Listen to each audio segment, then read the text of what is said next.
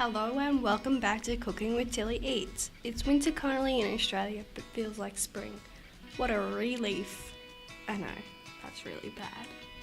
In celebration of the beautiful weather that was around, it's currently raining right now, I thought it was time for a picnic. And what's the most important rule of picnicking? Don't talk about picnicking. No, it's actually the food. So on that note, let's make some easy, delicious tarts that taste of spring but not really, kind of sort of. Is spring actually tasted like anything?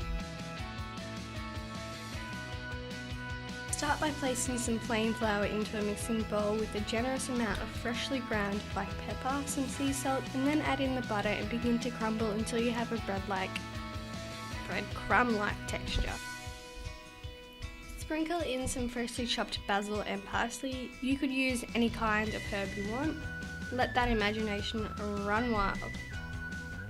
Add in some ice cold water. Yes, it has to be ice cold. Don't try and cut corners and use cold water from the tap because I will know and I will be mad. Begin to bring the dough together, but don't overwork it. You want it to just come together. Then glad wrap and place into the fridge to chill out for 20 minutes. Slice up some red onions that should actually just be referred to as purple onions. Where did the red even come from? Place into a saucepan with some fresh sprigs of thyme and a decent glug of good olive oil.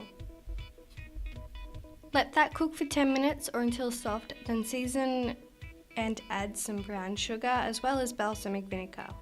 Cook and stir for 5 minutes and then turn the heat down to low and cook for a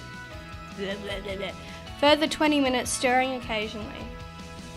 Roll out the dough and cut out your bases. I just used the bottom of the tin and rolled thinner and wider because you want the pastry to overhang. It will shrink during the cooking process. Place it into the tin and pat down and then stab it multiple times with a fork, pretending it's that kid who called you fat in primary school.